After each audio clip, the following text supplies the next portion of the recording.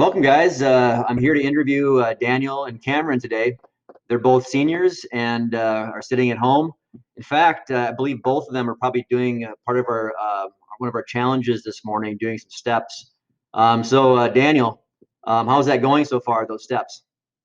Well, I haven't started yet, but I'm going to Okay, go for a run outside. Then I'll do the steps. there you go. Okay, Camryn, how about you? I think I'm at almost 4,000. It's a lot harder than I was anticipating, but Yeah. So our yes. goal with this is, as a team, we're going to try to climb the tallest mountains on each continent in one day. So Daniel, you might have some work to do this afternoon yet if you want to get those. Everest is a big mountain, by the way, right? It's pretty big. Yeah, I'm kind of the biggest one. Yeah. Yeah, it's kind of the biggest one. Yeah. Anyways, since these two are seniors, I thought we'd maybe have them come on and do an interview with them and kind of see how things are going with them with their training, but more importantly, how they're dealing with being distanced from their classmates and also their team. So, Daniel, how are things going the last week with you? It's been different. I mean, from going to school every day to just like chilling at your house by yourself, kind of. It's different, and just not seeing the friends. It's kind of just like, wow, senior year might be over soon. Right. Yeah.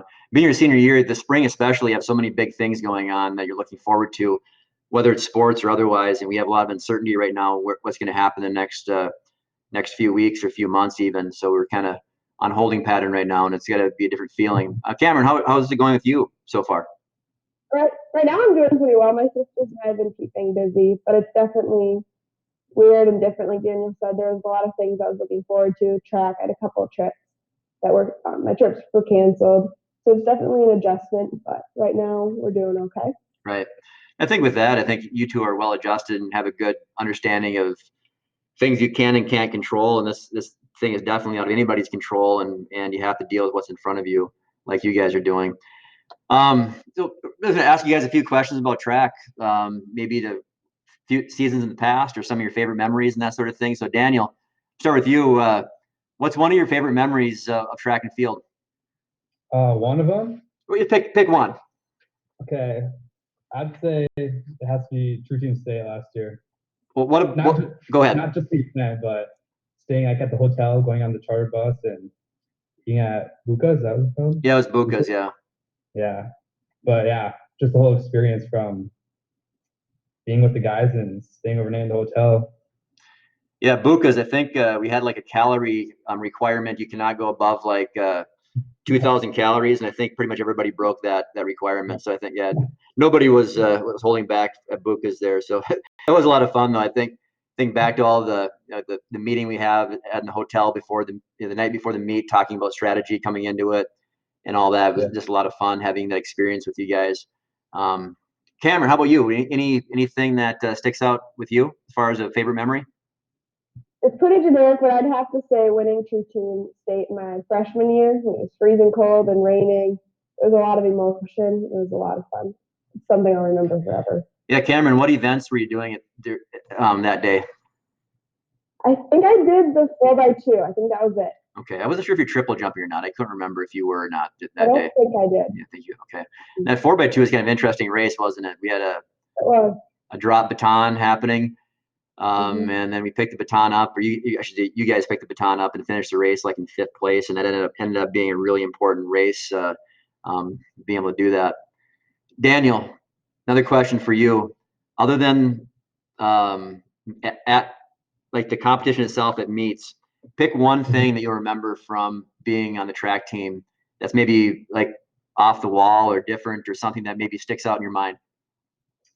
Well, I joined track my freshman year, and I just remember Ethan Eckel kind of being the leader of the distance squad. He put me in distance right away, Right. so I don't know if he figured out just be a distance runner, but Ethan Eckel sure made it fun.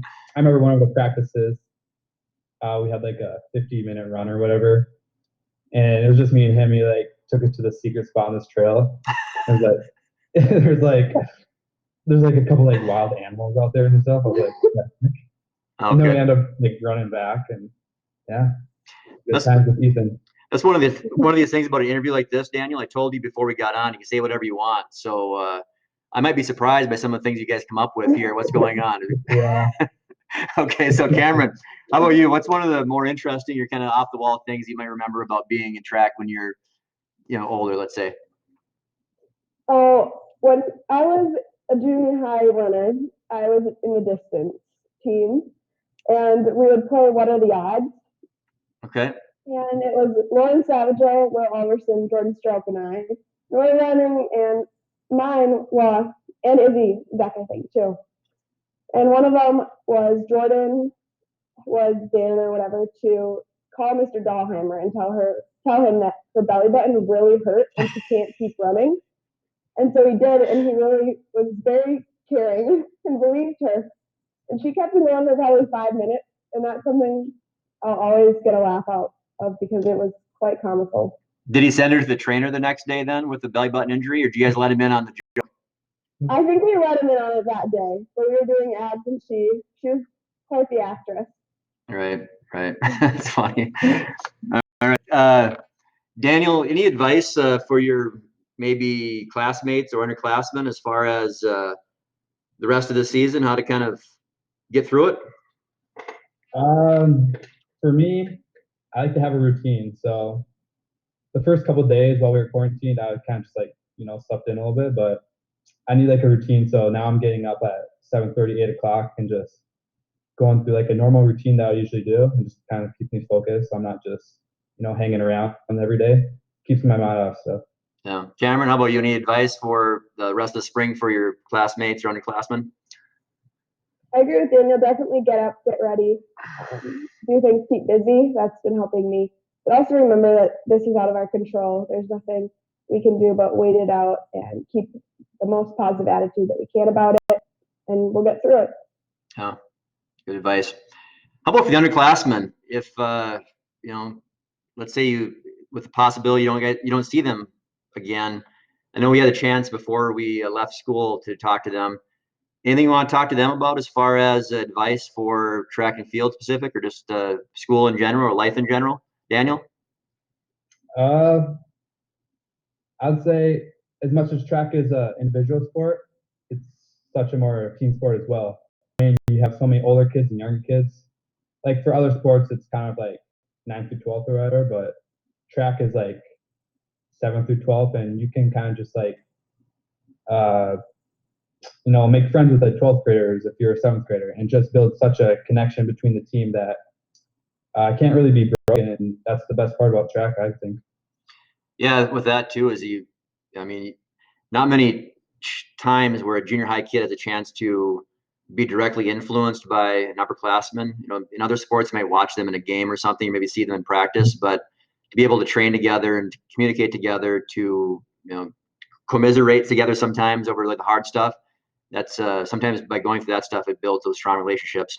Camryn, anything with you as far as advice for underclassmen? Well, I'd first just like to thank everyone because everyone adds to it, whatever it may be, which is really fun. And there's so many people in track that there's always something that's entertaining, something that's fun. But just to keep going, and track is definitely a difficult sport mentally and physically. And as I look back at how much stronger I got through all the tough workouts and tough races, it's definitely something that you can learn from. So learn from what you can and have fun. Yeah. Well, guys, hopefully we get back at it this spring. We're unsure right now of the status of that, but I really appreciate you guys talking to me. It's good for me as a coach to be able to see your guys' faces and know you're doing well, and it's important for me to see that. And just keep on being good leaders for our team in whatever way you can. Okay. All right, sounds good. Okay. I'm going to stop recording then, and we'll stay on the line just for a few minutes here and chat it up. Okay. Sounds good.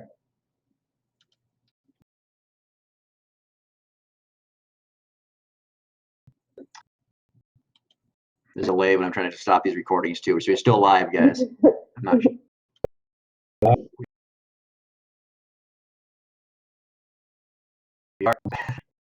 There you go.